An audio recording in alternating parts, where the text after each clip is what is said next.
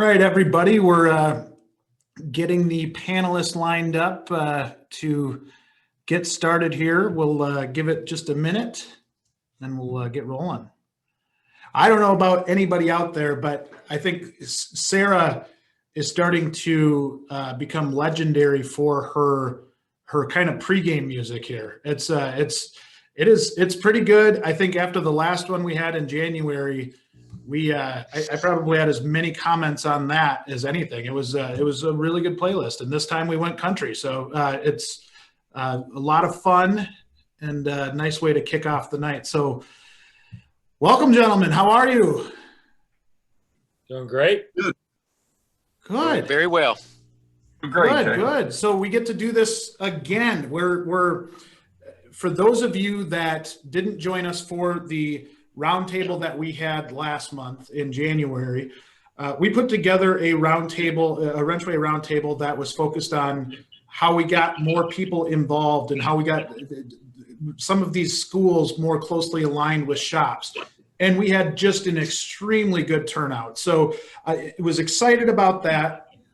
This month is focused on career development, and we titled it Why Shops Need to Focus on Technician Career Development. And this has become such an important piece to attracting, to retaining, to really having a good plan in place for a technician. I think this is something that we all crave, right? This is something that we want as humans to be able to know kind of what the future holds for us. And granted, we can't have that in every regard, but tonight we bring together a group of really, really smart people, which is kind of a common theme with these roundtables, right? You just get a lot of smart people in the room to talk about a subject, and tonight's no different. I am thrilled with the panel that we have tonight.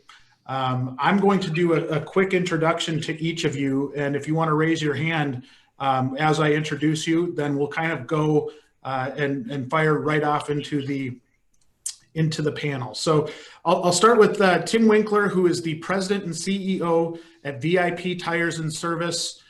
Really excited to have Tim on the panel. Tim's been a great partner to us here at WrenchWay and Find a Wrench, and just as a really, really smart person that is going to bring a ton to the table here. Jim Bennett, who is the Director of Technical Training and Development at ATI, Automotive Training Institute, for those of you that don't know. And he is also the owner of his own shop, which is called Car Masters Automotive. Jim's got a wealth of knowledge, a wealth of experience in this industry. He's putting together some pretty cool stuff through ATI, which I think is awesome. Next, we've got Damon Agostino, who's an automotive technician at 6th Street Automotive.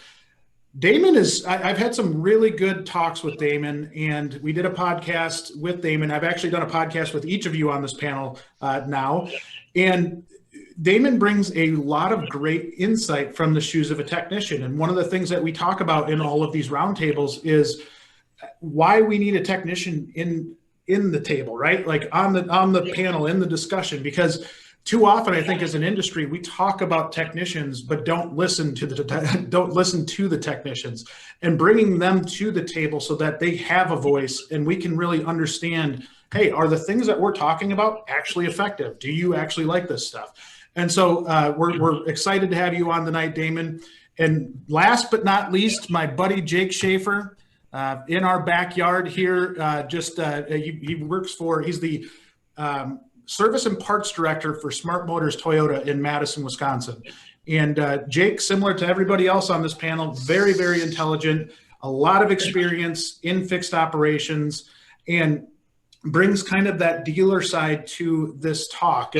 And Jake is very progressive in his thoughts. He is very, well respected throughout the industry, as is everybody else on here. So really, really excited to have all of you on and to talk about this subject that, is so passionate to all of us, something that we all really want to talk about. So let's start off with why it's important to have this discussion in the first place, right? Why is career development important? Why would we dedicate a whole night to this? And I guess I'll open it up to the panel to start off with. And maybe, Tim, I'll start with you. But tell me a little bit about why why this is even a discussion. Why do technicians need a career path? Well, Jay, thanks. I think the simple answer is because everybody does.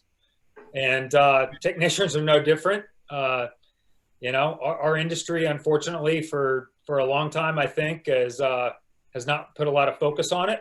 And, technicians, like anyone else, you get into an industry, and whatever your background is, whatever your expertise is, you want to know that there's a future for you. And you want to know that the company you're working for has got your back. You want to know that they see a future for you, and you want to know that if you work hard and if you do certain things, that you're going to be rewarded.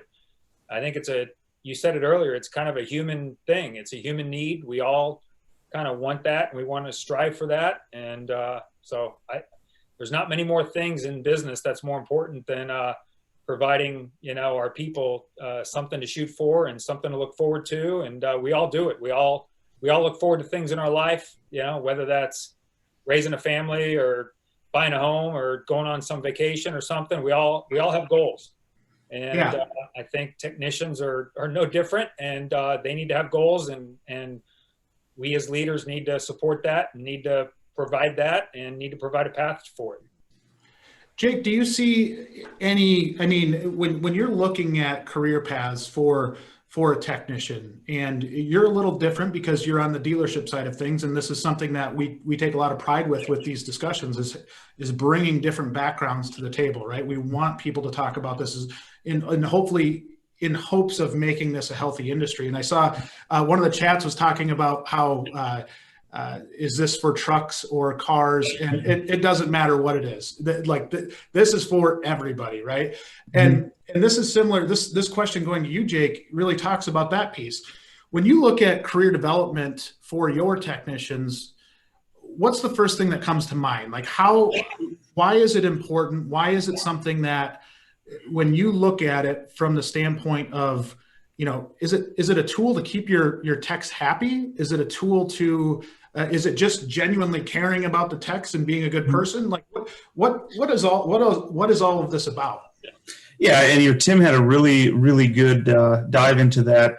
When we look at building a career path, whether it be in a certain shop or a certain skill level, finding somebody who's willing and able, and also being able to have benchmarks in your company where you set out standards and goals and things like that and allow them to reach them.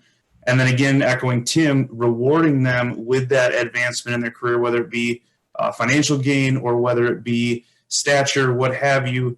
That's how you really start to grow it and start believing in that. Looking back, not too terribly long ago, unfortunately, it used to be a situation where, when am I going to advance? What's my next step? When do I get a pay raise? Things like that. It really puts us on the same playing field, but we have expectations as a dealer to our customers or any repair facility. And as a technician, you can fulfill those, whether it be training through the manufacturer, third party, and you're rewarded from that. And just being able to lay that out across the board, it's extremely important, because then you can harness those people that are willing and able, they want to work, they come with a lot of skills, and you give them something to strive for. Yeah, I think that's a really, really good point. I think there's so much to take out of that. And Jim, I'm going to go to you next in talking about how we really kind of work with this. I know this is something that's really a passion of yours and trying to develop these technicians. Give us some background here on that core level of a career development program. Why, from the independent side, you kind of bring maybe a different perspective here because you're more focused on the independent repair shops. What are technicians looking for, and why is it important to a tech at maybe an independent shop? And maybe is that any different than a dealership or maybe a multi-location like Tim's got? Personally, I don't think it's that different. I agree with both what Jake and Tim said. The times have changed. It used to be a good intentioned person would say, treat other people how you want to be treated. But as we've evolved and as we've learned and we got different diversity, different personalities, what's good for one person isn't good for another. So you could be doing what might be good for you that makes you feel good, but it isn't what they feel good. You know, how you treat them and how you interact. So it's important to know and test what the personality is on your technician mentor, your trainer, as well as the technician, and match ones that are compatible that'll help each other succeed. And that's back to training the trainer. We just put somebody with whoever, and they got some OJT, and it wasn't really a good structured program like Tim was leading in both J. You need a structured program with a career path, but their goals and understanding even what their personal goals are. Often we can help them with that, or our network with other professionals can help with that. And it isn't telling them you care, showing them you care. Right. So, and this is for truck technicians. And my father was a union president for a Ford assembly plant. So I have very strong, alliance to manufacturers growing up. We wouldn't have any cars without them, as well as for about 15 years, I've also been an inspector, an arbitrator for legal arbitration, testifying court as expert. So all the dealerships around here, I've been in those dealerships doing claims inspections, working with their techs, sometimes on behalf of like Chrysler Legal, or sometimes on behalf of a arbitration company. So I got to learn and meet and work with a lot of dealership techs. Their needs aren't that much different from an independent. It's just that some organizations have a better structure than others, and that's where we need to step that up. Yeah, I think that's a lot of really good insight, from three people with a lot of industry experience. And I want to go to Damon next. And I want to talk to you, Damon, about this now, right? And as you're hearing this, and, from a technician in your shoes, you're what, 8 years in as far as your technician experience? Yes. And you're very proactive on your training, on your education, on things that are maybe not typical of what a normal tech would be. When you hear all of this, what is your initial thought? Like, are we close to aligning what we see on the management side to what you're seeing on the technician side? I believe so. I'm in an independent shop, so it is a lot different from a dealership. Many independent shops, their career path is just lube tech or technician, and it ends there. But it's up to, if you go to a shop and it does not have a clear career path, then it's a lot of times up to the technician to make their own career path, like I've done for myself. And I saw a question pop up, saying how many places have, detailed plans and career paths laid out. Well, a lot of places do, but then there's, some places that don't. But that's the whole purpose of this roundtable tonight, is to, make more people aware. And hopefully there's a lot of shop owners and managers watching that can get some feedback out of this. But I feel a lot better if I go into a shop, whether it be a dealership or an independent shop, if there is a plan laid out. Like, I have to, do this, and this to make it to the next level. It's just more, you feel like, well, hey, I can be here a long time. I'm not just, going to run myself out and not have any career advancement here.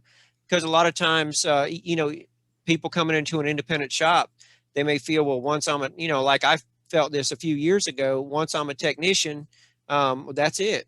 But yeah. I have actually made myself a specialist, that I'm the only specialist in the county pretty much that does what I do. So now I found myself, in great need, with my shop. So it is, you have to identify it, and every shop is different. Every city is different of what the needs are.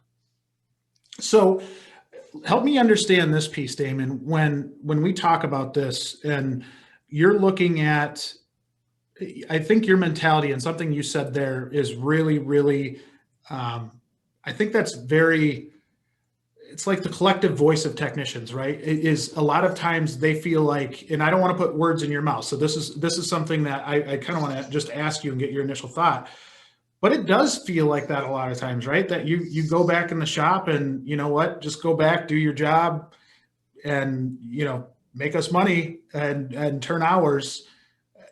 When you talk to other technicians, do you get the feeling that maybe that's a little piece of it where you do feel like, hey, maybe there's not not really a career path, because we've gotten so good at what we're doing that they don't want to take us out of the shop, or they don't want to, put us in a different role. Do you get that feeling at all? And this doesn't have to just be your voice, but maybe from what you've heard from other technicians as well. From other technicians I've worked with, there are a lot of senior techs. Like one technician, he's been turning wrenches for 35 years. But today, he's still just a parts changer, and he doesn't want to do anything different. And I see that with a lot of older techs. There's a few older techs in my shop, and they've been doing this way, for 30 or 40 years. They don't care about advancement. But then again, on the flip side, I've seen a lot of younger techs come in, and they're gung ho, and they do want to learn. And, so there is that hunger out there, but it just varies from person to person, and what point they are in their life and in their career. But yes, they can come in and say, and the manager just say, just get the wrench, get the wrenching, make us money, turn 40 plus hours a week, and you'll do fine. And unfortunately, and that's it for a lot of shops. But, our shop and the business owner, he likes to see us take initiative and better ourselves, and, in any way they can help, he does. So that's great. It is a good shop. Yeah. So Jake, I'm going to go back to you now. One thing that I think Damon hit on really, really good there was the fact that there needs to be a discussion. You need to understand where a technician stands at in their lives, right? Not everybody has the same goals or aspirations. Mm-hmm. Talk to me a little bit about the importance of just, first off, understanding where a tech wants to go. A lot of that comes down to management, to be honest. Being involved, staying involved, understanding what's important, understanding to technicians that I've seen a couple of comments, come through asking about later in career, what do we do? What's important to a technician changes throughout their entire career, right? They could start out by really want to get into the industry, make some good money. They've historically had obstacles to get over with tools, so that can be kind of a barrier to entry. And then later in life, work-home balance can be important. And then that's where you start seeing the development of 5-day work weeks. I think we should be past this 6-day, you'll leave when we're done.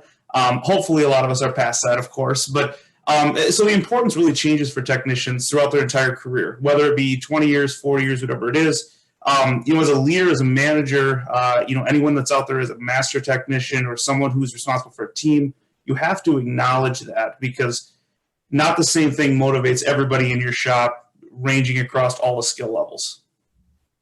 Yeah. And Tim, I think you understand this piece as well as anybody. And one thing that I give Tim and his crew at VIP a lot of credit for was understanding and noticing that, maybe different techs wanted different things or had different aspirations. And Tim, I'd like you to walk me through that piece a little bit and kind of an extension of what Jake was talking about in terms of that understanding. How important is that piece to your career development program? Because you've got one of the most refined career development programs that I've seen, quite frankly. So I want to maybe understand how much that plays a part in what you do with your techs.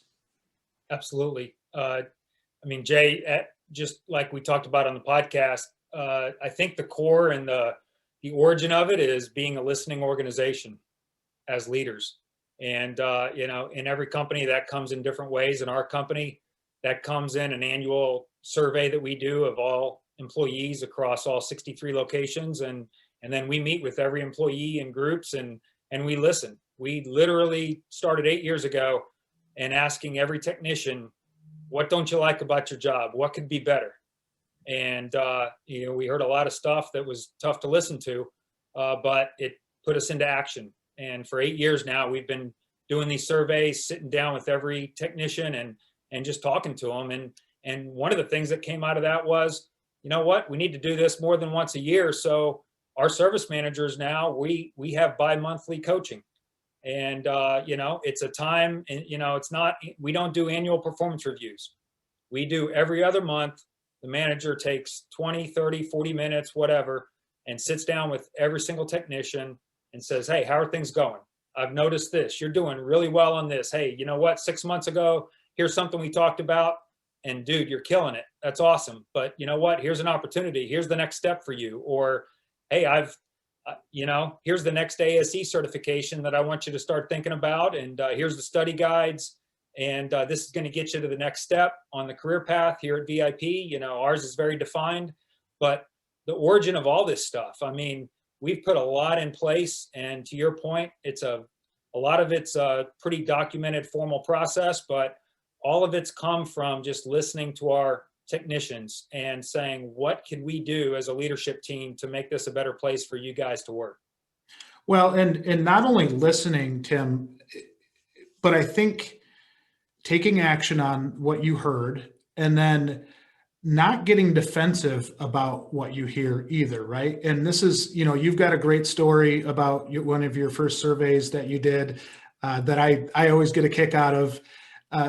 And I'll let you share that, but it kind of, I want to frame that by saying that's why it's so important. Oftentimes especially I've learned this as I've grown through management, is it's really hard to swallow that humble pill, and it's hard to have somebody tell you you're doing it the wrong way. But it is really, when you listen and you listen for those things, and especially if there's kind of consistency in the tone and in the feedback that you're getting, that's like gold. Being able to get that and actually take it the right way is so important. So I'll let you share your story that I just get a kick out of every time.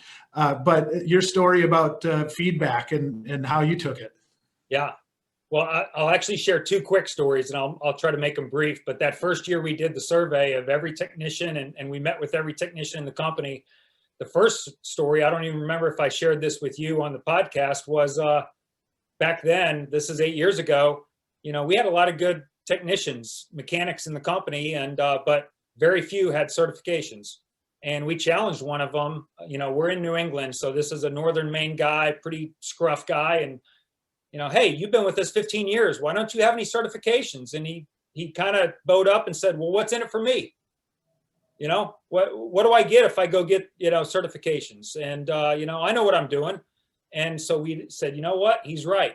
And that was actually the first spark that sparked us to say, you know what, we want these guys to not just get hands-on experience and learn how to work on cars and move up this career path, but we want them to get certifications, because we know that the industry and customers and everybody sees that as that's what a professional is certified. And so that was the first thing that kind of spurred us. And then in that same survey, the funny part is, we share every comment that every employee, every technician provides us in that survey. And we send it back out to every employee in the company. Here's exactly what all your fellow employees are saying about the company, good, bad, or indifferent. In the first year, we highlighted one of those comments, and we actually shared it with everybody. It said, the question was, what would you do to make VIP a better company? And it said, mass suicide by senior leadership. And you know what? We kept it in there, and we showed everybody, and we said, this happens to be one of those ideas we're probably not going to implement. But you know what? You can say anything you want, and we're going to listen, and we're going to talk about it. And, some stuff, obviously we can't do everything. It's taken us 8 years to get where we are. And we're going through this right now. February is our time of the year to do this, because it's our slowest business month of the year. And that's what I spent my day doing today. Three meetings, 3 hours each with technicians all day long. But it's the best time of our year, because it's when we get the best ideas for how to become better. Man, that's amazing. And that I think when we do these roundtables, that's the basis of doing these roundtables, right? Is to not that we have all of the answers, but we want to go deep into a subject, and we want to get people involved that have good ideas and that are dealing with this on a daily basis. And Jim, I'm going to go to you next with this piece, and again, kind of adding on to what Jim was talking about, and that listening and that understanding what a technician wants. With some of the stuff you're putting together right now, how important is that to you? Well, Jay, we're developing the technician mentor formal training and certification program. And mentor generally is more like a coach, and it's somebody that is an expert in their field. But to be a mentor, they don't have to be in the same field. They can be just a very successful person that shares their path, what drove them and their success. Where this is a lot more difficult, in my opinion, for a technician, because they have to be that mentor, which is normally a cheerleader type coach, and nothing, pointing out any problems that need opportunity for improvement. It's all usually positive and giving them lifelong tools. Whereas the technician mentor has to be a coach, a mentor, a trainer. They got to fill all those shoes. So, and to do that correctly, you need to train a trainer first. And just to reinforce what Tim and Jake both said, where they talked about, different dealerships and people good with their customers. I recently read a book by Dennis Snow called Lessons from the Mouse, a guy that was affiliated with Disney, where it talked about, you need to treat your team as internal customers. They're a customer just like the external ones that come to get their car fixed. And it had great lessons for every level, from the junior most GS to the owner of the company, that if you interacted better and treated each other better, and including, the customers and everything else, if you had issues, you handle them better. There's a lot more opportunity for success and morale and a better culture. That's a big thing. And the same with that technician. There's a lot of techs say, well, what about, we're getting older, we don't have a career path. Ideally, before they're even close to aging out, while they're at the peak of their productivity, you train them to be a technician mentor. And once they're doing that, that should be like a promotion. Even if they're an A-Tech, because it's more responsibilities. And plus they're going to have a legacy. They're going to set up somebody else, basically to mold them in their successful image that's going to carry on. So with that, I expect, from having done this for many years, that initially for the first 2 or 3 months, that A-Tech that might have turned 50 hours is going to turn half. But he shouldn't be penalized, because he got a promotion. He's a technician mentor. And then as their apprentice starts to produce, then the mentor should reap the benefits from his hours and that apprentice. But they need to start it. A lot of them don't want to start that, either because they're not going to be compensated, which we need to change that, or it's going to slow them down. Well, sometimes, just like in racing, when I first did laps on a NASCAR home track, I was trying to overdrive. I wasn't scared. And I entered too fast. I slowed down. I picked up a half a second a lap. So the techs need to have that same mentality. Days of Thunder, whatever you're going to call it, it's real. that why they're in their prime, before they can't do everything, because they really need the proper training. They need to be able to demonstrate that heavy work, everything. And then they can have their apprentice moves up, and they can do that under their supervision, part of their team. And eventually their technician's going to be that B-Tech and can start with somebody, a brand new GS. While that A-Tech's getting older, can't do everything. They're still developing the B-Techs to make them A-Techs. And then eventually world-class technicians. Yeah. And I think, to take something out of what you just said here, Jim, is I think it all starts so we're talking about career development, and getting that technician in and starting them off right is so important, right? And that's, when we start to really sit down and lay out an actual career development plan, we're trying to take somebody and we're trying to evolve them, right? And we're trying to make them better. And I think you hit that on the head with in regard to the mentor, making sure, I think it starts with, if they do have a mentor and you've got, that's part of your career development program, making sure that they're, that mentor knows that they're a mentor, that they're trained to understand what their responsibilities as a mentor are. I think something that I see just in my experience is sometimes mentors aren't meant to be mentors, right? They might just be the best tech in the shop. And sometimes we're assigning the wrong mentor to the wrong person, and maybe those personalities don't match up. So one last thing I want to ask you, Jim, on this side is, a lot of times from what I've seen, just because they're a manager doesn't necessarily mean they're going to be that person's mentor, right? The manager will assign a mentor that's maybe in the shop, and then that person, you know, that's the person that needs the training. One thing that I think can get almost lost in the weeds here a little bit is whose responsibility it is to listen, right? Because I think as the mentor, there's some level of responsibility on their end to listen to what their mentee is saying.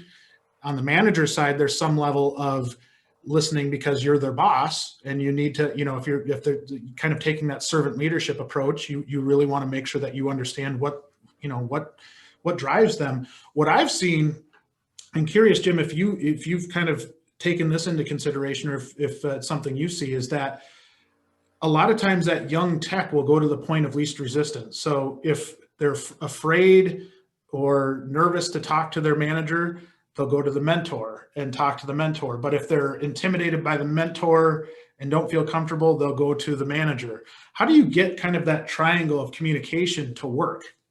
Well, first, just like Tim had said, when you have a clear structure, an apprentice should only be going to one technician, mentor, trainer. They shouldn't be going multiple avenues, because there shouldn't be a path of least resistance. There should be a well laid out, structured path. And when they're introduced to the team, this is their mentor, this is their go-to.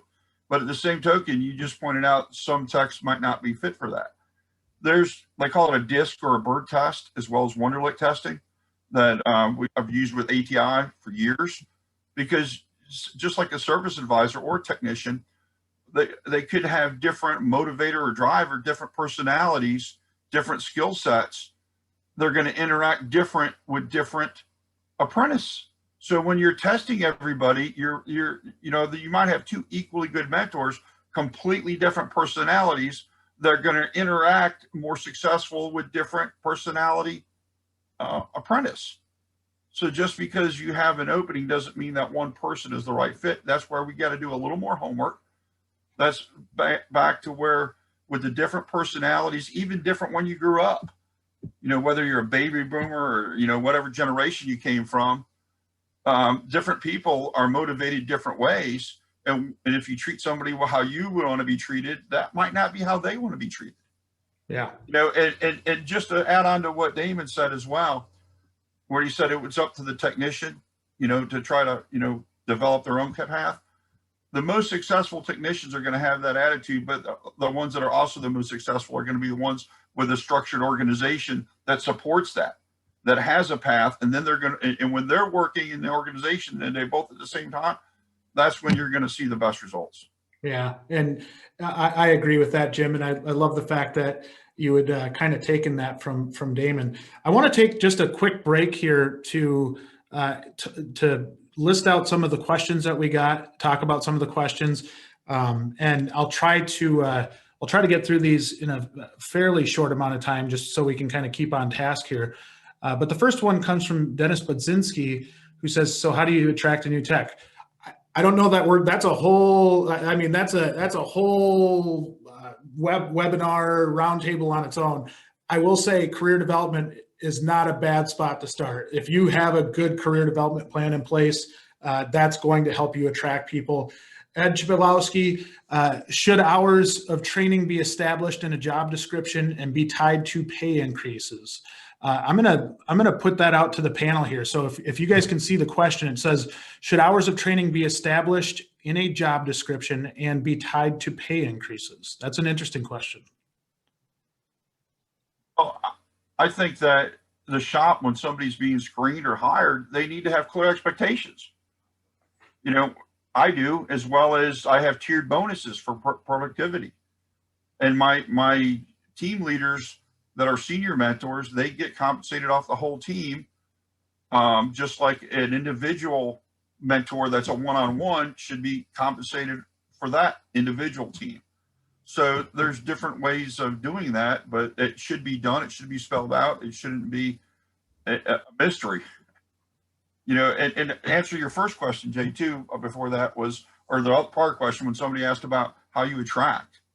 The first thing the business needs go around and ask other people, put a secret shop in your neighborhood. Ask them what they think or what they know that shop by. What's your reputation? Some people have, managers or owners have their, their own core values and culture, but nobody else may know it. So you might want to look at what your mission statement is. Maybe you need some update. It might be a few years old. There's just a lot of things where, because you could hire the best finder wrench out there, and if you don't have a good model, a good culture where people want to go, they're not going to be able to find you anybody. Yep. So it's kind of a two-way street. You got to make sure that, you've got everything in place that somebody would want to go there. And then there's a lot of different avenues. So you can address that better than me, or that might be a whole nother webinar. Yeah, that's the tough part with some of these questions. We want to get to all of them, and feel free to the panelists if you want to respond in the comments too. I'll read through a couple more here. Greg says, in Southern California, the push is mostly only 4-year college for high school students. Our 5 high school automotive training programs are struggling as counselors and admin undervalue skilled trades such as automotive technology and construction technology. Do you see the same in high school education in Madison, Wisconsin, or New England? We have a major tech shortage in California, and there seems to be a huge disconnect between education and the local automotive service industry. Curious if this is happening in other parts of the country. I can answer this one. Yeah, Greg, I mean, this is happening all over the place. We actually just launched something called WrenchWay School Connect. The hope is that it's a free tool for schools and shops. But with WrenchWay School Connect, that's what we're trying to do. We're trying to build a stronger foundation. We're trying to get industry more involved so we have more of a presence and we can show off how great some of these opportunities actually are. And some of the career development stuff that we'll talk about here as we go on with the roundtable kind of helps add to that allure, helps add some attractiveness to our industry, which I think is really, really important. Maria Brown says, what are some incentives you used for, what are some incentives you use to reward for achieving certifications? Tim, you might be good to answer that one. Yeah, for achieving certifications, I mean, that's what our sort of 7-step program is all about. And not that certifications are everything, but, as an independent, with a chain of shops and 600 employees across the company, not only do we assess skill level and experience and all those things, but certifications are a big part of it. And, we've got, one of the things that one of the previous questions, Jay, about, people coming into the industry, quite frankly, there's definitely a shortage. I'm not going to deny that at all, but there's plenty of kids out there that work on cars with their dads. And I mean, we see them all over the place, especially in the more rural areas. And what happens is they get attracted into other industries because as an industry today, the automotive industry just has not been a way for them to get into a program that's formal, that gives them those goals and that sets them up for success. And that's what, we're up in Maine, New Hampshire, Vermont, Massachusetts, New England.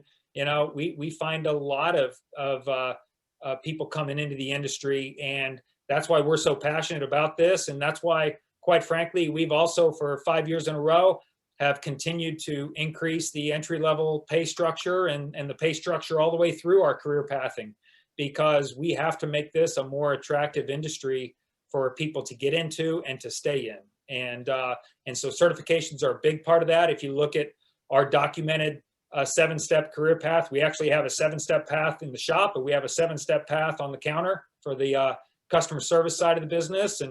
And for that matter, we've got a hybrid position that's sort of 50-50, doing both. And certifications are a big part of it. The last thing I'll say is during these meetings we have with employees every year, when we go around the room, it's roughly 20 or so technicians in the room with our owner, myself, and a few other from our leadership team. When we go around the room and introduce ourselves, we introduce, because a lot of these guys are from 4 different states and they may not know each other very well. It's name, what location you work at, what's your position, how long you've been with VIP, and what are your certifications. And that's part of your identity at VIP. And once again, not to say that certifications are everything, but it sure is one metric that we can, and we put all the support materials in place to help people get these certifications. It's a big deal. Yeah, and I think we'll, as we kind of go through here, we do have an example of your 7 steps that we'll try to show. I might hold that towards the end here just so we can get into the discussion, but it's so impressive, Tim, and what you've put together there. I think a lot of people will take some value out of that. And I think that's a nice segue into the next piece of what we're going to talk about. And I know there's some other questions and comments that are out there in the chat that we want to get to, and we'll try to leave some time there at the end so that we can get to them.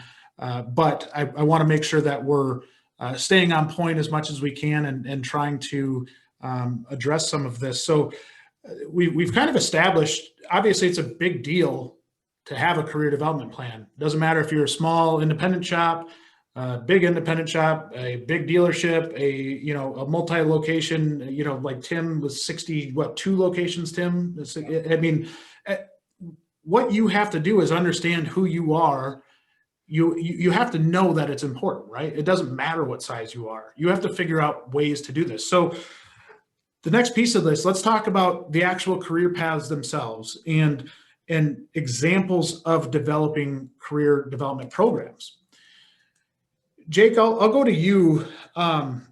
In terms of talking about career development and really the foundation of getting started with career development, how do you go about starting something like that? There's been a couple comments that have made in the chat. Understanding first and foremost, attracting people to the industry, what you're facing, right? There was a comment earlier about telling a doctor they have to buy all their tools, right?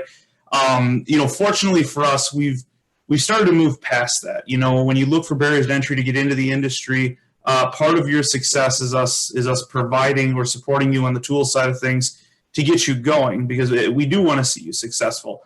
When you're talking about the career development side of it, we talk a lot about certifications. We talk about, in my instance, I have an OEM training requirements that we have to beat. Transparency, making sure we're very clear with that. All the way up to like the mentorship that we've been talking about. Getting into the career development is kind of showing someone the path. And really one of the questions I ask myself, at the end of the day, if we have somebody that does not, I don't want to say not successful, maybe they don't aspire to do what we do, whether it be an automotive technician or something else in the automotive sector, whether it be finance or a service advisor, a service manager, a parts person, whatever it may be. The biggest question we have to ask is, did we provide everything for them to be successful? Did we show them the path? Did we give them clear expectations? Did we counsel them? Tim, I'm really impressed with how frequently you guys counsel people. Did we do all those things to help ensure right up to onboarding? Onboarding is something, as we talk about mentorships, go turn a wrench and Larry will show you how to do it. That doesn't work anymore, unfortunately. There's a lot of steps you have to take. There's a whole lot to unload with that, and as we sit here, as important as it is, because we're having this discussion, obviously, it's something we have to have well planned. Yeah, and I think that mentality and it's the mentality that I grew up in, was I learned it the hard way, now you go learn it the hard way, and just go out to the shop and, do your job. That's gone. And it's not gone everywhere, but it is something where I think we need to evolve and we need to grow on this, right? And by having that structured plan and that initial plan, and Tim, I see you unmuted, and I think you might have something great to add here, but to even have a plan to start with, I think is a big deal, because if you don't have that, how are you going to communicate with that person that you're talking to career development about? Yeah, no, and I go back to, these things for us are living, breathing documents. We change them.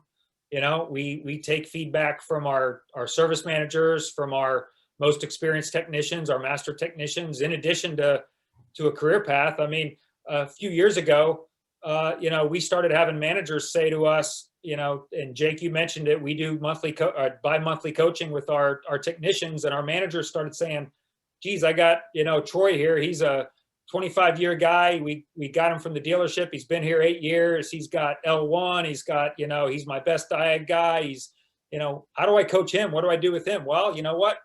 Where's the kid in the shop who he can help? Where can we match him up with somebody and turn him into a trainer? And so we created a mentor program where, we're not as formal as a lot of dealerships are, with mentors and apprentices and one-to-one stuff like that. But we put in a program that said, okay, if you're a a lead master tech, and we have a very specific definition of what a lead master tech is. It's not just certifications, it's behaviors, and it's helping the team and all those other things that come with being a leader.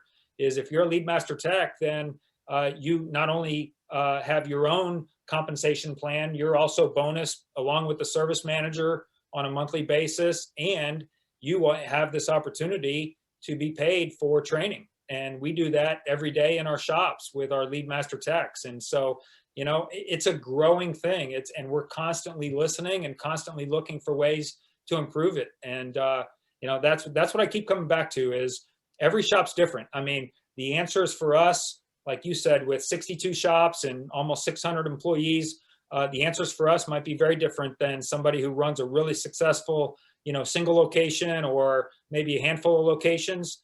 There may be different, and their employees may have different needs or things that they want to get out of the business. And so listen to your employees, and then don't be afraid to just put something in writing and sit down with your employees and say, what do you guys think about this?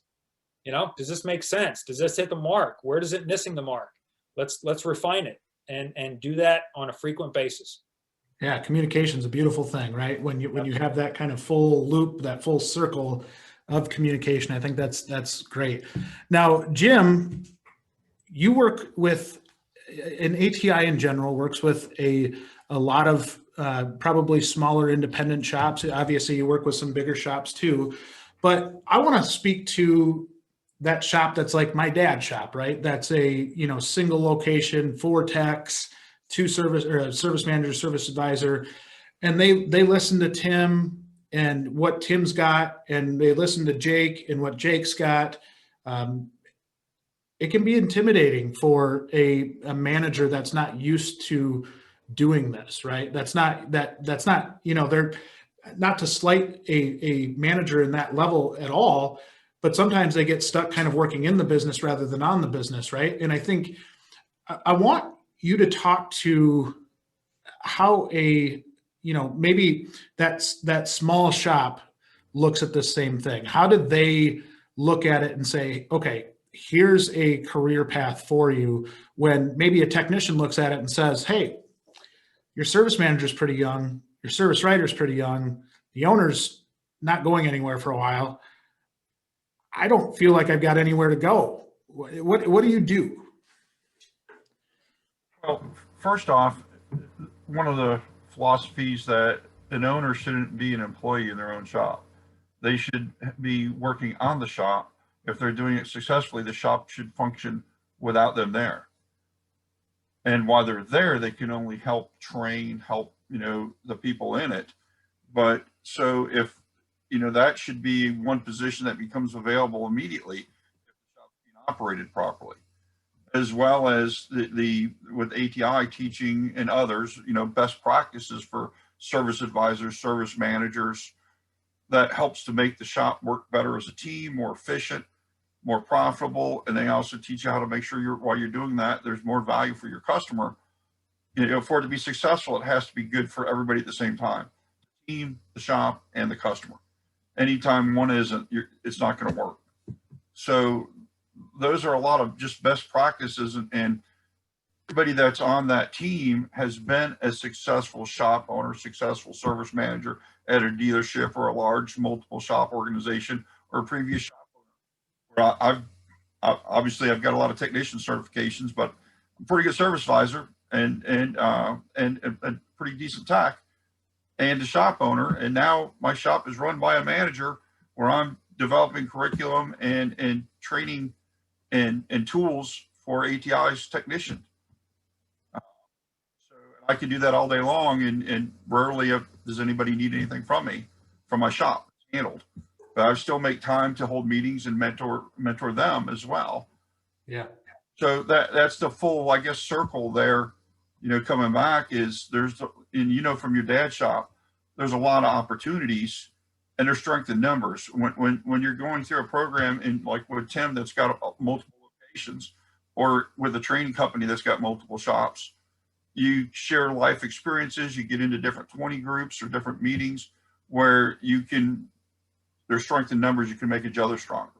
There's a lot of the different parts stores that you might buy from, whether it be a Napa Business Development Group or a TechNet Advisory Council that will bring value as well if they're used properly.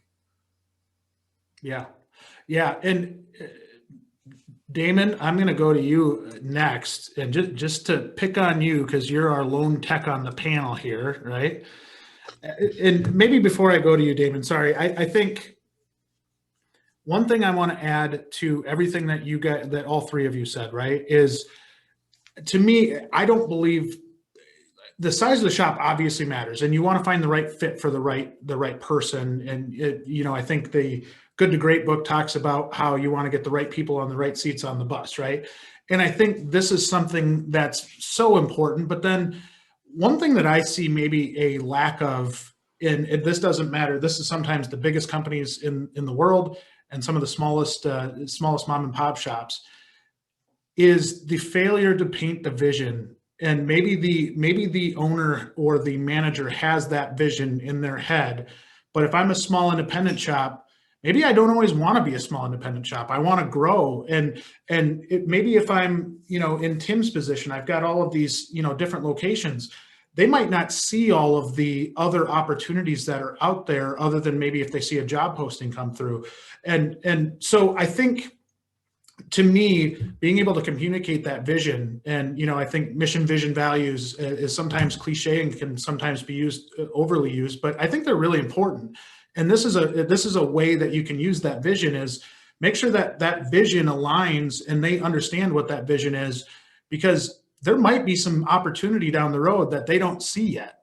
And I think that is so important, and something that, even looking back at my management style and some of the things I've done in the past, that's something I wish I would have done differently, is to say, hey, you know what, even though the business looks like this today, it might not look like that in 5 years down the road. It might not look like this in 1 year down the road.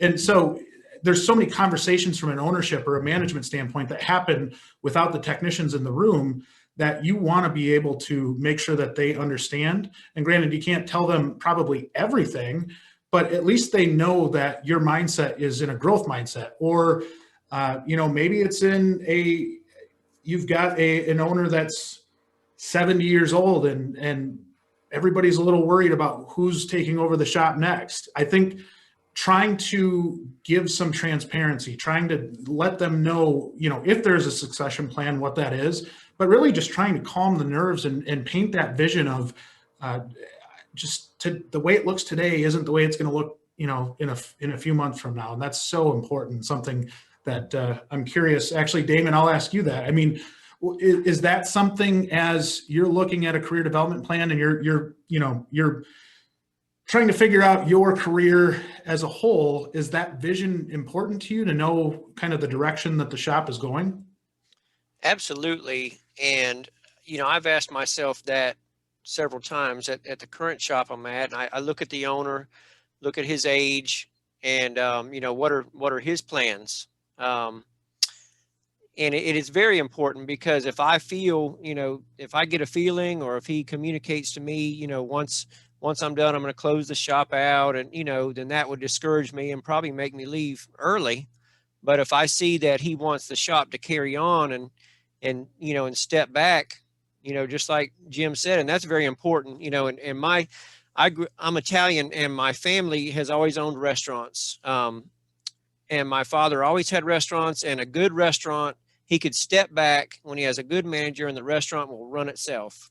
He could just sit home, go to the beach, whatever. And a shop is the same way. If the owner has good managers, good lead technician, good service advisors, you know, the owner can do whatever he wants, go, you know, hunt, fish, golf, and the shop's going to run itself. But, you know, from a technician standpoint, if I'm wondering about the future of the shop, you know, that's going to affect my decisions. You know, most certainly it's going to affect my decisions on whether I stay there, you know, or look for another shop to be a part of. But that's important. Yeah. Well, one thing I'll add is I don't know what your workout plan is, but if I had an Italian family that made Italian food, I don't think I'd be able to stand up out of this chair. I would be a pretty heavy guy.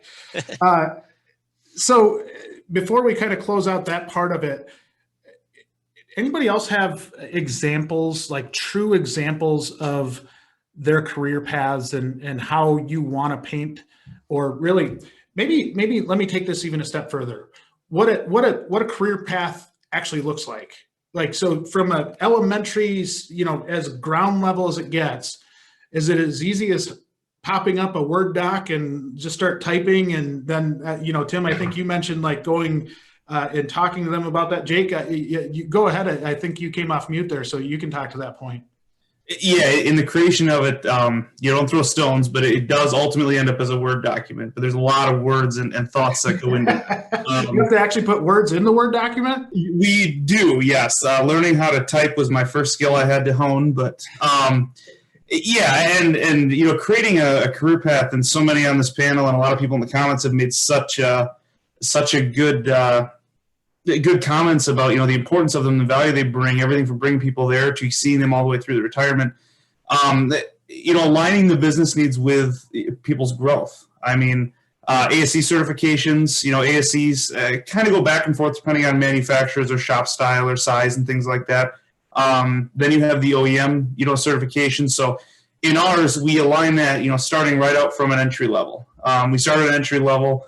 We talk about the courses that we require from Toyota. We talk about where we want you to be as far as ASE certifications at different steps. The reason we include those is because we make it very important to our teammates that our customers rely on us to do the best job. And outside of just me telling them, hey, John's a really good guy, we want to have these certifications as career path of accomplishments to show them that they have kind of proven their way. So making it all the way up.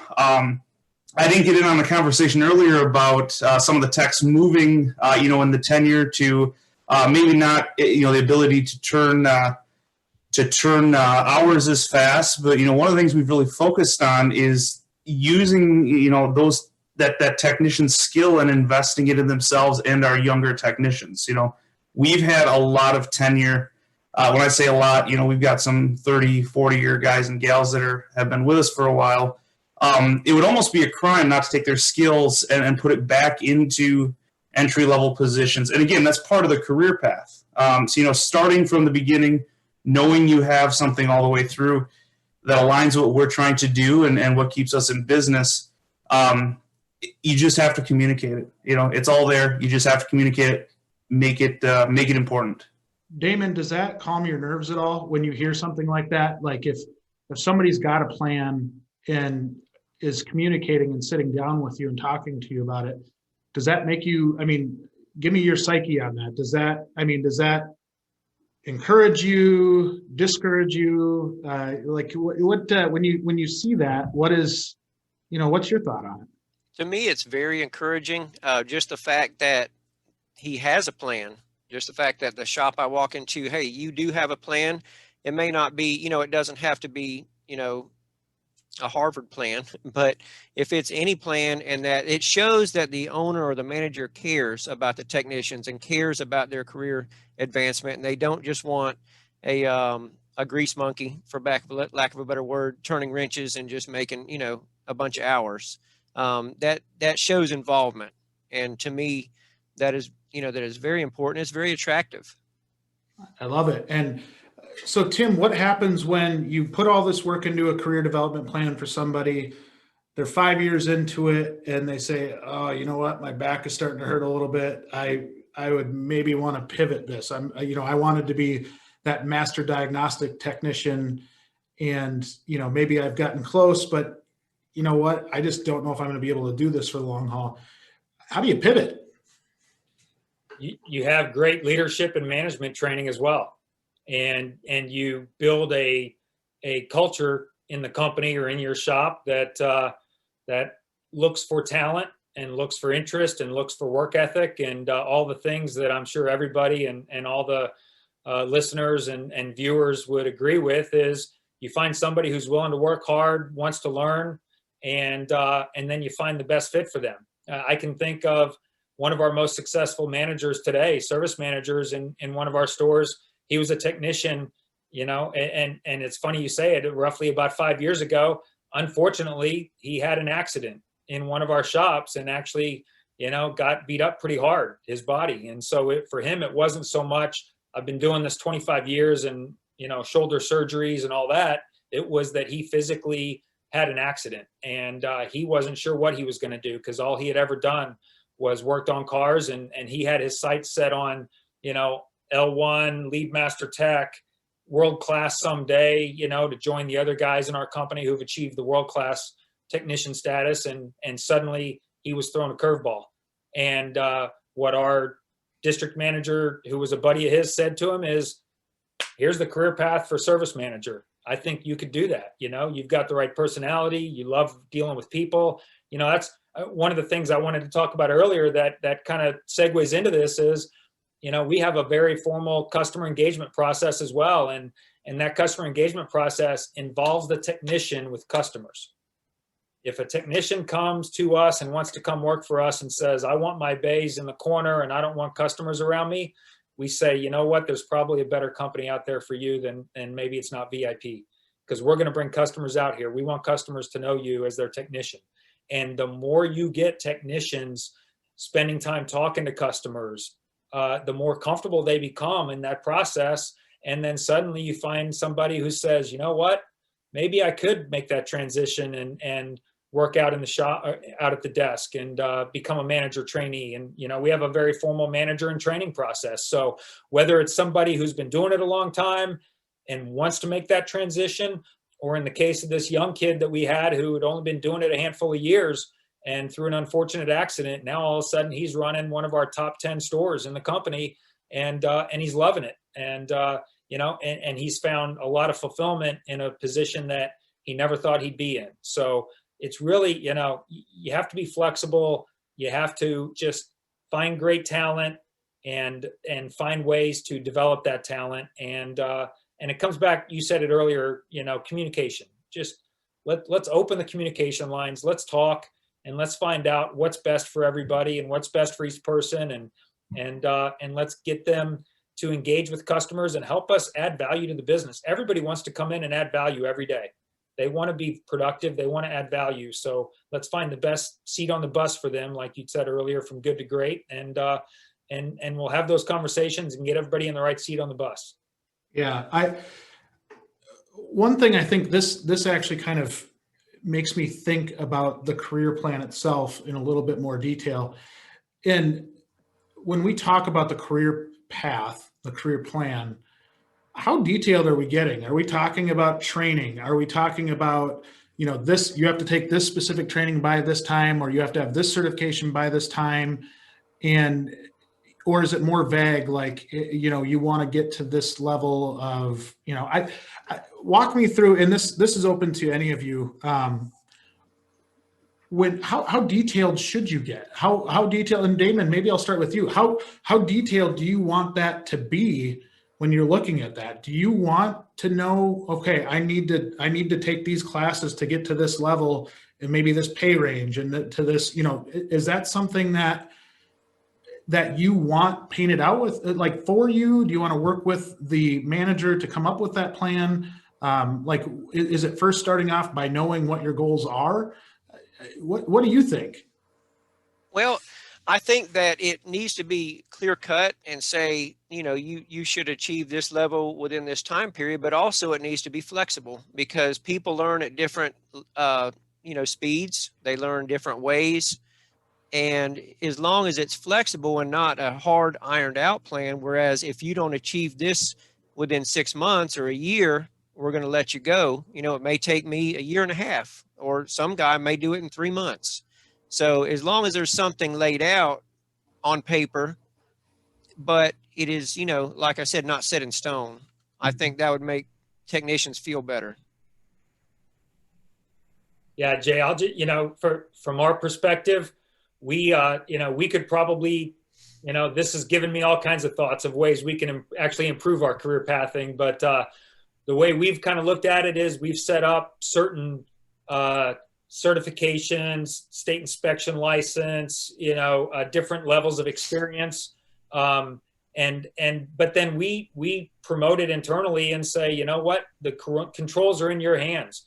And it's funny that Damon said it that way, because we actually have an entry-level technician, pretty sharp guy, been working on cars at home for a long time. He came in and hit the first 4 promotions in 90 days. Wow. Dude went from, he made like, I don't know, 50% wage increase in 90 days, because we don't say you have to do this in this amount of time. We say you get to this, and this is what it means for you, from a title and from a pay increase.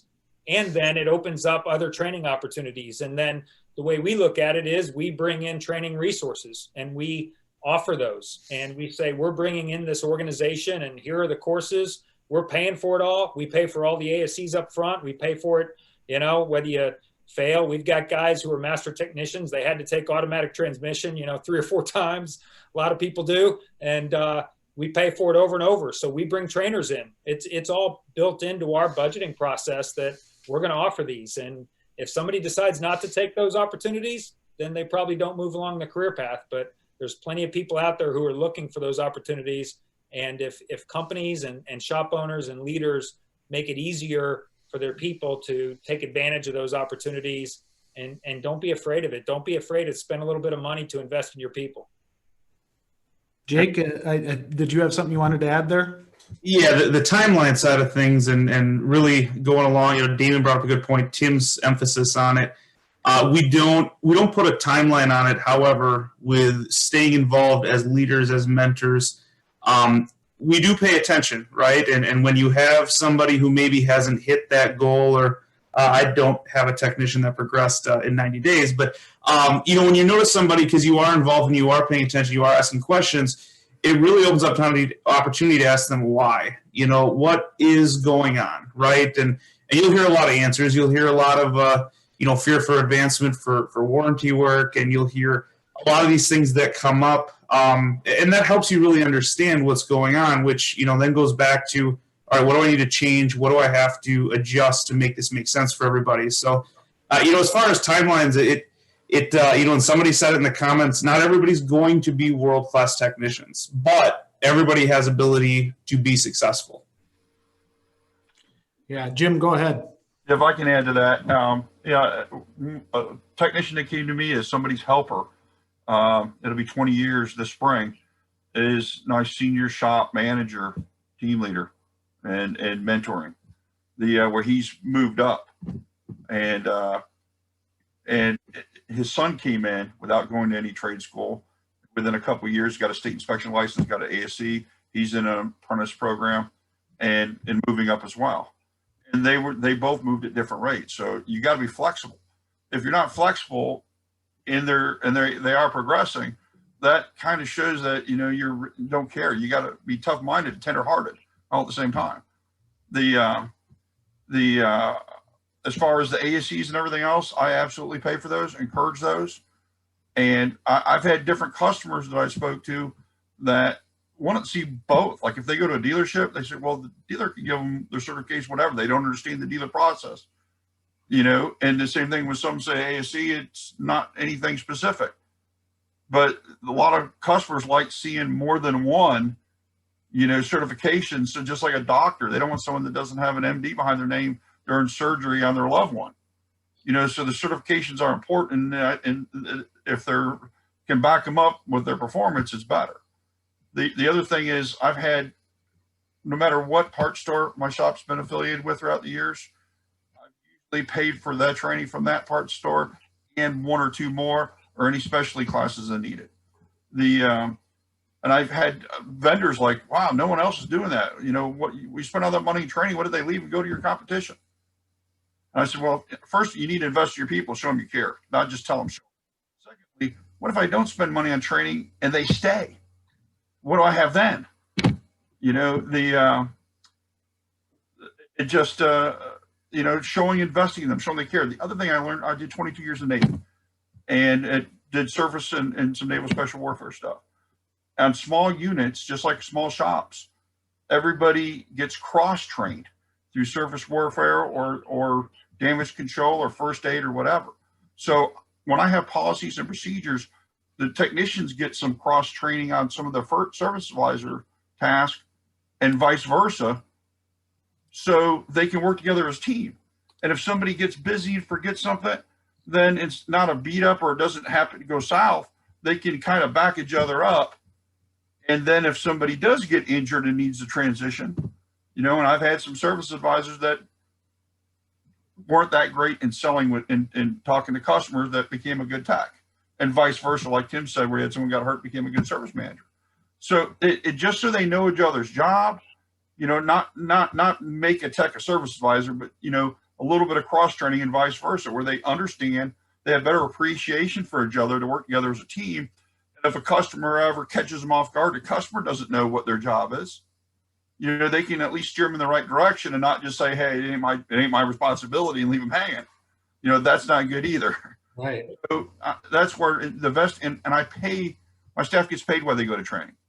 So it's not like I want them to cross train or learn or you know, even that class is like when they do a couple hour virtual or in-person class, they're getting paid where they go. If it's an all-day class, they're getting paid whatever they average, what they earn for that pay period, they're getting the full day's pay.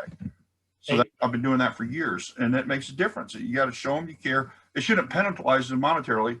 Same thing if we have a company picnic and they show up for the picnic, they're getting a day's pay. Just a quick thing Jim reminded me of, Jay. It's something that I've taken a lot of grief even from our own people for.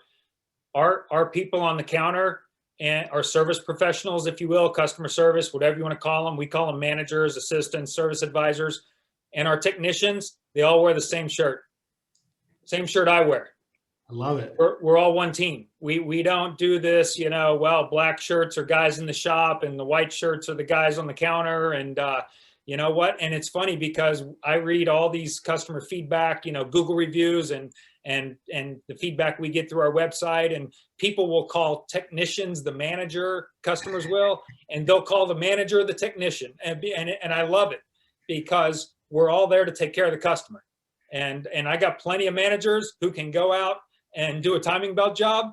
And I got plenty of technicians who can get out into the waiting area and, you know, be brilliant talking to a customer. So we're all one company, we're all one team. And so we kind of, like Jim said, cross training is a big deal, but more importantly, it's just the freedom to do what's best to help the team, help the customer. Hey, Tim, if I could add real quick, when you talked about, you know, the technician meeting the customer, we're using digital inspections. I think you said you were as well. Yeah, tablets. We have the technician and the advisor's picture that go to the customer, so they know exactly who they're talking with and who took care of them. That's cool. Yeah, I love these. I mean, these are all things that hopefully the listeners are taking notes on, and you know, I think these are some really cool ideas of ways that we can do this. So we've got less than 10 minutes on the actual panel discussion. Then we're going to go to a live Q&A. So those of you that have questions, we'll get to those questions as soon as we wrap this up in about, like I said, probably just less than 10 minutes. But almost kind of a rapid fire here on this last piece, which is some steps to get going, some advice to get going on a career development plan for our listeners. I guess I'll open this up to any of you, and then Damon, we're gonna end with you. So we'll talk to you after we go through this kind of quick fire piece. Jake, what do you think? If you had to give advice to somebody that's out there right now that might not have the greatest career development plan or any career development plan for their technicians, what's a piece of advice that you would give them on how to get started? Identify your need first and foremost. You know, make sure correlation between your needs and what you're trying to accomplish, whether it be a goal or a mission statement. If you've got an issue attracting new talent, you know, pay attention to that. If you've got an issue after 8 years of tenure and just getting into a master tech class, pay attention to that. But, you know, and going back to something Jim had said, this isn't a one size fits all. Every shop is going to be different. Every need's going to be different. Every availability of techs are going to be different depending on where you are. So you have to know what you need and what you're looking for and where the shortfalls are before you start kind of putting it out there in front of people.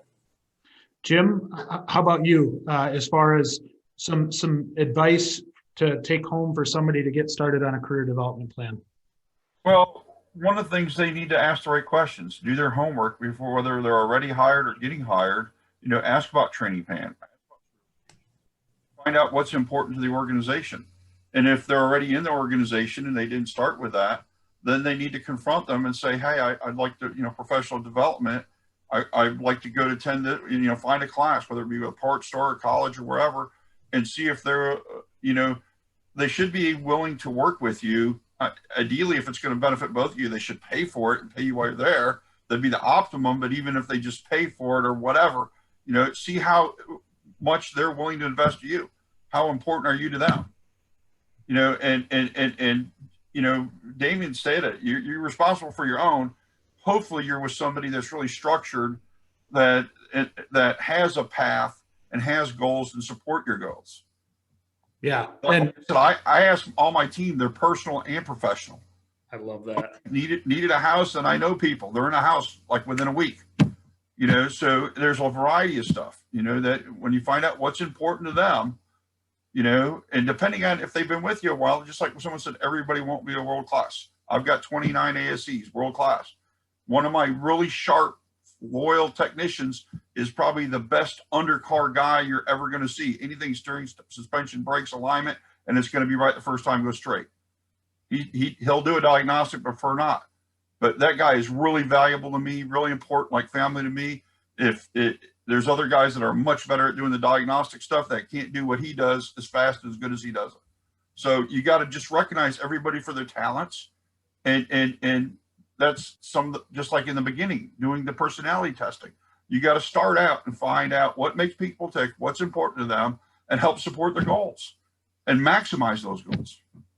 Yeah, I love that. And one thing to take out of that Jim said that I think is a really key point is understanding personal goals as well, right? Because I think that shows that you care. And honestly, from a manager standpoint, I think it gives you some insight to the way they think and what does motivate them. You know, what are their true goals, and you know, not just company goals, but personally, what do they want to accomplish? I think that's incredibly important.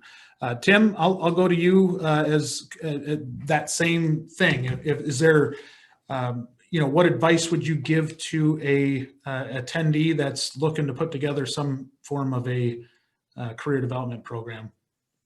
Yeah, I think a lot of what Jake said is, you know, what we challenge our leaders to do is, it's a page out of the Stephen Covey book, Begin with the End in Mind. What's your vision? What does your dream team look like? Right? I tell our guys that all the time.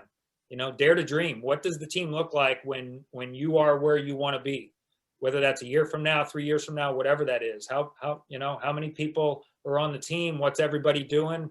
You know, and then sit down with your people and sit down and say, this is where we want to go, and this is where we are today. And what is it like? I love the fact that, like Jim talked about, not only professional but personal goals. You know, get to know your people. You know, sit down and talk through things, and then say, well, here's our goal as a shop, or here's our goal as a company or as a team. And this is what we want to accomplish. And this is where I want to help each of you get. One of the things that a lot of us have said it, but I think sometimes we need to change the way we say it.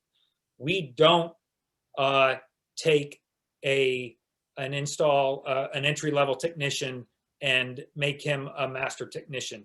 We provide an environment that allows people to themselves learn and get promoted. So I don't do anything, and I don't make people into something. I don't get the credit for that. You know, all I do is try to put incentive programs in place, try to put training resources in place, try to put mentors in place, try to give people the tools and resources so that they can then invest their own time and their own energy and their own knowledge and skills and build themselves up. And that's, you know, that's kind of our worldview, is we put it in their hands. And that's why, like we were saying earlier, we don't put timelines to this stuff. Man, you go at your own pace, but you take the wheel and you push that gas pedal as fast as you want to go.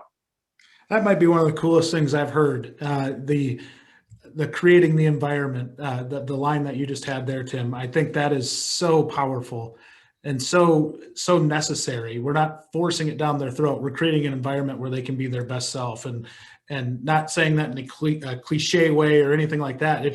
It truly is, I think, extremely effective and impactful when you approach it that way. And one thing as we shift over to Damon that I'll note is what I love about Tim is look at that bookshelf behind him. Like when we talk about continuing education, this isn't just a technician thing, right? This is everywhere. Tim's the CEO of a really, really successful company, and I can guarantee you that he's trying to up his game every day too. And that's something that I can't stress enough. I tell people that work here at WrenchWay and Find a Wrench that same thing. Figure out ways to build your skill set. Do it on your own, because we're not going to always be able to give you those training opportunities. And the more you can do that, the thing that, I mean, that's been extremely impactful in my life is reading and just being able to, you know, maybe have something in your toolbox that you're not going to use tomorrow in your mental toolbox, but you'll be shocked in 3 months when that situation pops up and you know how to address it because you had read about it. So kudos to you, Tim. I think that's great. Damon, we're going to finish with you before we get going on the Q&A here. Any thoughts on tonight as a whole, as far as what you've heard, what you'd like to see, you know, not only in your shop, but every shop, you know, across the U.S. In terms of what we're doing for technicians? Are we moving in the right direction? And is it as simple as writing it down on paper and having that communication with that, you know, with that tech? I believe it is moving in the right direction. There was a lot of good discussion here tonight, and everybody that's represented here, you know, it seems like there's a clear-cut path. You support the technicians, you care about them personally as well as professionally. And from a technician standpoint, that's very important going into a shop, because a new technician, you know, just coming into the industry, they have a lot of decisions to make. You know, first of all, do I want to go to the dealer side? Do I want to go to the independent side or the chain side like VIP, or even the mobile side? There's so many facets to this industry. And as a technician, you just have to find out, number one, where do my aptitudes lie? What are my goals? What are my dreams as a technician? And then once you find a shop where you fit in, how can I serve the shop? You know, not only are you there to advance your career, but you're there to help the shop grow. You know, anything that I do in my shop and anything I do personally, I look at it through the lens of how can I help my business owner grow his shop and show him that I care as a technician. You know, I'm not just in it for me, you know, what can you do for me, but, you know, from both sides. And that's very important. And if I can just add on about, there was a lot of discussion about ASEs, you know, to me, they're very important. Some people I've talked to in some shops I've gone to, they could care less about them, you know, but guess what? The shop I'm at right now, other than the service manager, I'm the only ASE certified technician there. And they had a few years ago gotten a contract with the county's Council on Aging buses. And guess what? You can't touch that in Florida without an ASE. So all of a sudden, you know, it was very important. So you'll never know when you need an ASE certification. And, you know, and yes, like someone, you know, said in the comments, you know, they're easy to pass, you know, well, some of them may be, but some of them are very difficult. But, you know, just like Tim, you know, and Jim have stated, they set a standard. It shows that, hey, this technician's completed this standard, and that goes, you know, right into this whole discussion as far as it's up to the technician to meet these benchmarks to develop their career. Couldn't have said it better, Damon. And to anybody that says the ASEs are easy, we should take me trying to take ASE tests at some point. It would be a disaster. So I think it's easy for some, probably not for all. So I think there's still a lot of value in ASEs or really any certifications just to try and kind of show what you know. So guys, thank you so much for this panel. I think if you don't mind just sticking on with us here for just a few minutes, we're going to go into the Q&A part, and this will probably go past our deadline of the 8:30. So if forgive me if you can't stick around for that, you're more than welcome to hop off. But I think I want to talk to our comments, and first and foremost, just want to say thank you to all of the people that were chatting while we were talking. I thought that was so cool, and this was something we saw on the first round table, but the interaction from the chat to the panelists and the talking in between, it blows me away how many people are passionate about this industry and this business, and not necessarily just their own, but making the whole industry better. So thank you to everybody that was commenting in there. I just thought the comments were great. I wish we could read every single one of them on here. Unfortunately, we're a little short on time, so we're gonna go to the Q&A quick here, guys. We'll maybe just have one person take a crack at each question as we try to get through these. And if there is something that you really kind of want to get in on, just let me know. But the first, Ed's got a couple questions for us here. And Ed is a really, really great advocate for the industry, somebody that I highly respect and does a great job. So Ed asks, what career pathway can be provided for a tech who is up there in age, possesses great skills, but body is wearing out from the industry? Anybody? That's a great question, because I think that is a big concern. Jim, go ahead. Well, one of the things that I've done, even though we're an independent and don't have some of the dealership, budget, the older techs, it's a lot easier for them to program and cut keys. I've got ADAS calibrations, things of that nature. It was a significant investment for an independent. We've got all that and more, in addition to them mentoring and training, the B techs and the other techs. So it's investing in them, as well as management and leadership training, for them to move up in an organization. So, I mean, that's, just keep investing in them, keep investing in training, and give them more opportunities that require that skill without the heavy lifting. Yeah, and the one thing I would add to that, Jim, is there's a lot of value in just evaluating your business and seeing, where there might be opportunities. Could that person, even if you're a small shop, be mentoring some younger techs and running quality control in the shop for the other techs? Or, maybe they're really, really good diagnostically. Can they diagnose and then pass off the heavy lift work to other people? I just think it does take some level of thinking outside the box to be able to really, especially for these good techs that have been around for a long time. I almost feel like we as an industry owe it to them to be able to get their longevity, get them to their retirement age. It's heartbreaking to me when you see somebody that's in their upper 50s, lower 60s that is, concerned that their body's not going to make it to retirement and scared to death over what they're going to do next. And I think it creates a big brain dump once those people leave the industry, right? There's a big fall off when those people leave. So, I would encourage all of you listening to try to figure out ways that you can use that. And even if you can't use it in your shop, maybe you've got other friends in the industry that could use it at their shops. Be able to work with some of the shops in your area and hopefully try to keep these people going just because you care about them as a person, right? Be able to do that. Ed asked another question. Would industry be willing to compensate a mentor who is their hire to mentor a high school student and pay for all the clearances?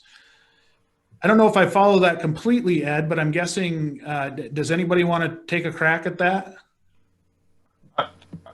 Or Tim, you want to get it, or I can get it? Or? Well, I was just going to say, I mean, I don't know that we do it as linear as he asked the question, but, we do have, I mentioned it earlier, we compensate and we pay for mentors to spend time with the younger technicians in the shop. And we also have, I think 6 or 7 of our master technicians who are on advisory boards at tech schools. And so they're also, some of them are even teaching, in the evenings and things like that. So they're building those connections. They're taking their time even away from VIP to go spend at those schools. And then they're attracting those kids to come in and become entry-level technicians in the shop, where we give them that freedom and that ability. And we don't compensate them when they go volunteer at the tech school or teach a class at the tech school. But, they do it because they love it. They do it because they want to pay back for, a lot of them are the school that they kind of went to and grew up in. But we give them plenty of other opportunities within the business, whether that be additional certifications or whether that be, other incentive programs. And then we just try to try to create that sort of family culture, if you will, where, you know what, let's have each other's back and spend that time. And quite frankly, if somebody came to me and said, hey, I want to go do this with this school, and, you know, will you, can I make that part of my compensation plan? Geez, I don't know why I'd say no. Yeah. Grant Swaim asks, and Damon, I might go to you with this question. Statistics show that the schools are producing about 50% of the industry's demand, meaning that we're not able to put out as many technicians as we need. How do we deal with untrained and undertrained techs entering the industry? And I'd be interested, for you being boots on the ground in the shop, do you have any answers for something like that? Like, what do you think is a good approach? Well, it varies from shop to shop, but I've seen it at my shop, a lot of untrained, especially, you know, a few younger ones and even some older ones where they're just untrained. There's such a high level of training that goes into servicing automobiles today, from just a simple battery change on some new ones, of all the steps you have to go through and things you have to do. But I believe there needs to be room in a shop for, especially, you know, independent shops, where if someone comes in, they're untrained, but they're willing to learn, you know, give them a position, give them a chance. And like the others have said, put a mentor with them or let them ask questions. You know, being a small shop, my boss cannot afford to pay me to just train somebody else, but there's a free environment, an open environment to, hey, I don't understand this. Can you explain it? You know, and even during lunch hour or off hours, just do some training, give them an article to read or stuff like that. But I believe if someone comes in or out of the school and they're not up to par, so to speak, or meet the standard that they should be meeting, there should be room in the shops, you know, for them. But I mean, of course, a shop can't have all untrained technicians, or else it would, you know, fall on its face. But yes, there should be, you know, a spot for them and mentors and stuff like that, because that's important. The one thing I would add to anybody that's managing a shop, I think we need to get better. And I don't know, and this will be, I mean, this is a whole other conversation in general, especially with talk of minimum wage going to $15 an hour. I think that poses a whole new set of challenges to our industry. But we've got to learn some level of patience.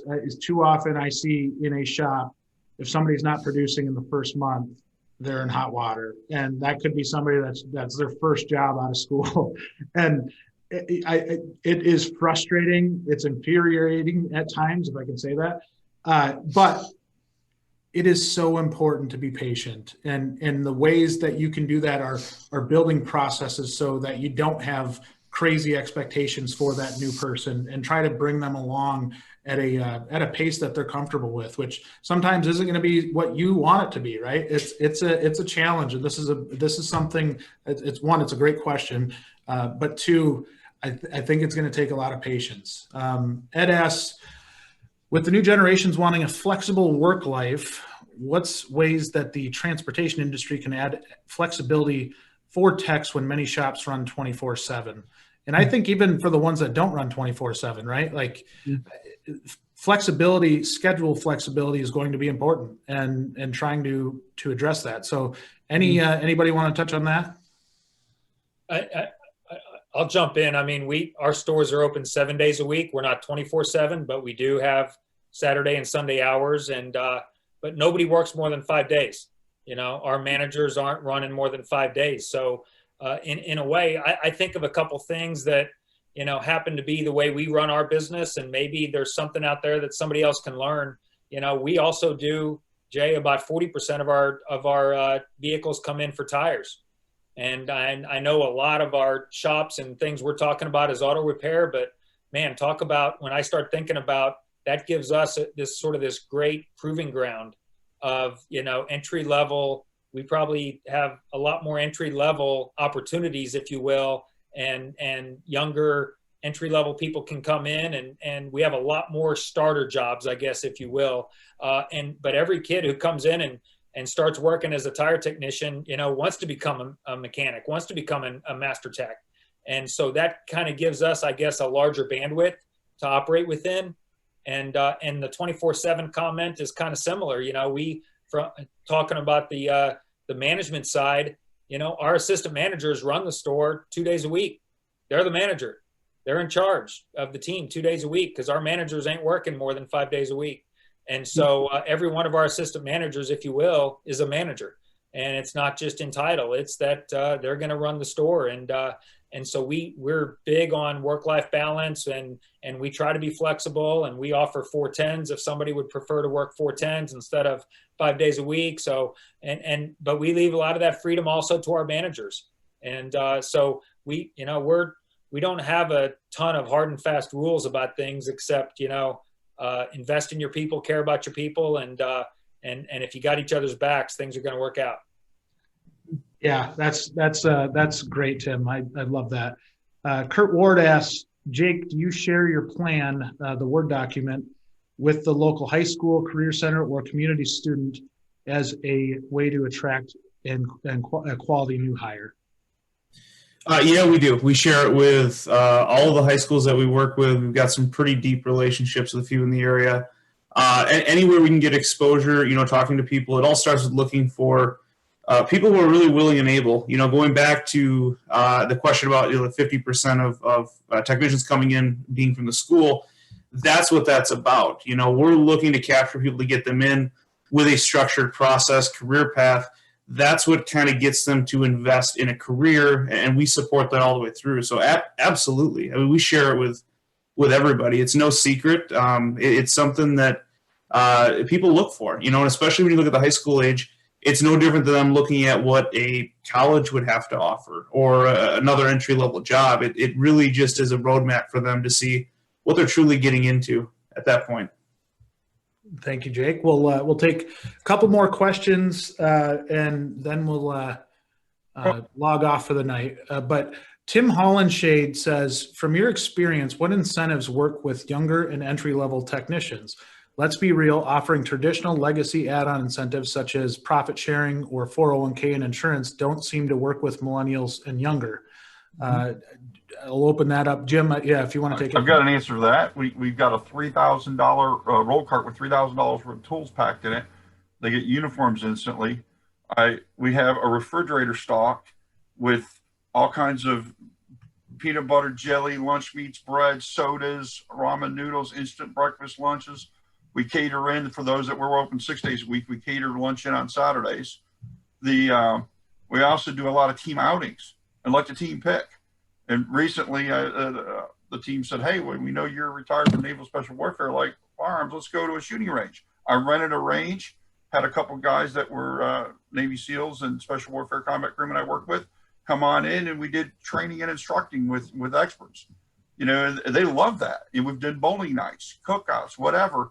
So it's ongoing engagement and supporting their interest, you know, and then not penalizing them for, you know, because we shut it down on a Saturday. We're normally open on Saturday. We didn't want to do it on their only day off, but then I paid everybody that went. So, and we do have the insurances and the trainings and the other stuff, but it's supporting their interest in many ways. You know, just Tim hit the nail on the head when I talked about the hours. I've had some that requested 410s. Others that really, they wanted 6 days at 7 hours a day, you know, at 42 hours because they didn't want super long days. You know, that works for you. We're skilled enough to manage around it and make it work, you know. So a lot of it is having the one-on-one with them and showing them the path and doing that personality profile to find out what's important to them. Because sometimes they may not be, you know, come out and say it, but when you do the personality profile, it kind of tells a lot about them and it helps you to better interface with them. Yeah, that's good stuff. Next question is from Mike Porcelli, and he asks, do any shops pay for techs to take college level classes? I love this question because I think it's so outside the box thinking and something that not a lot of shops think about. Damon, I'm going to start with you to ask, is that something that is of interest to you to maybe take a college level business course or something like that to prepare you for maybe what we lay out in a career development plan? It would be. I haven't seen a shop in my area that would offer that or does offer that, But again, I believe it would be very valuable, because the more education that a person has, the better off. And then it doesn't have to be directly automotive related.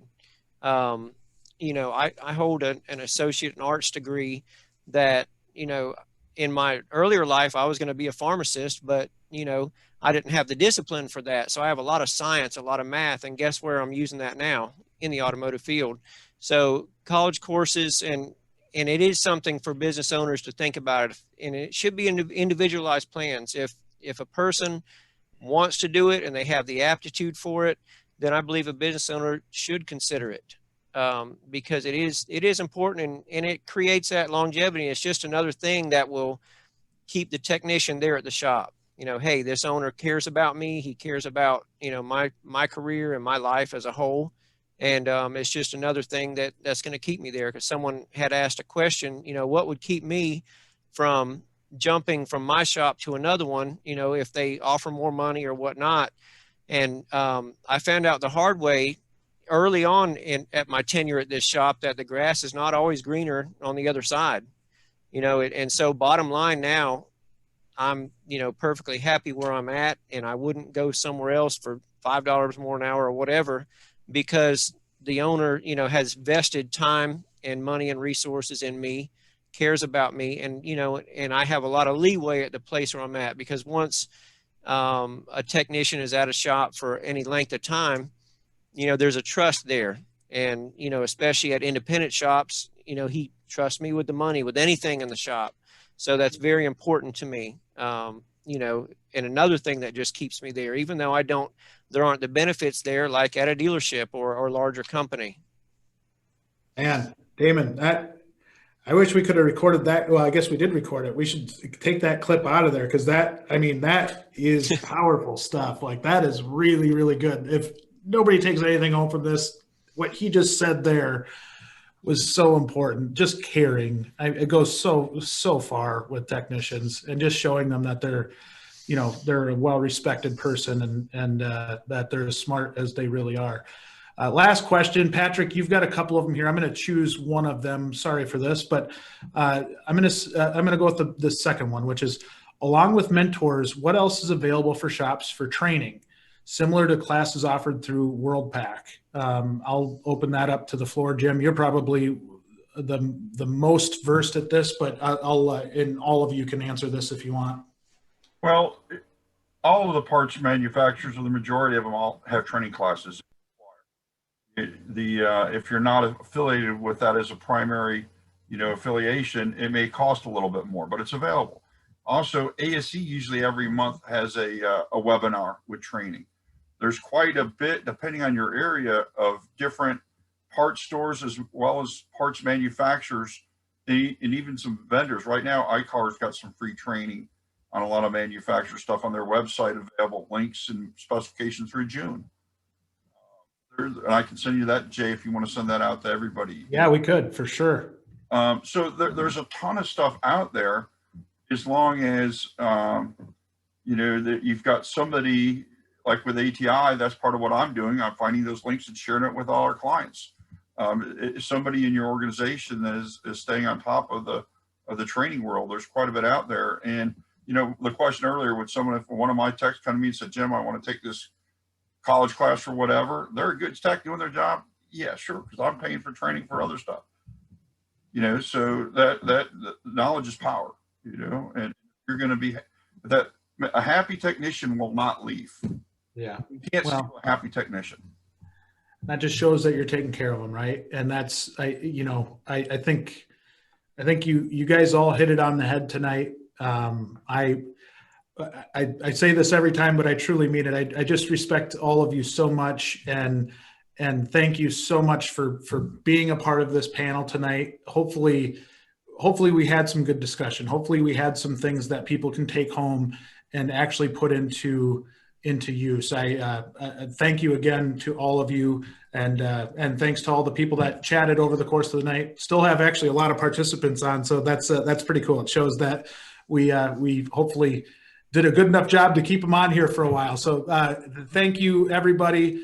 We appreciate all of your support, and hopefully you guys take some of this home and put it to use. So thank you guys for being on the panel. You guys are amazing. Can't thank you enough.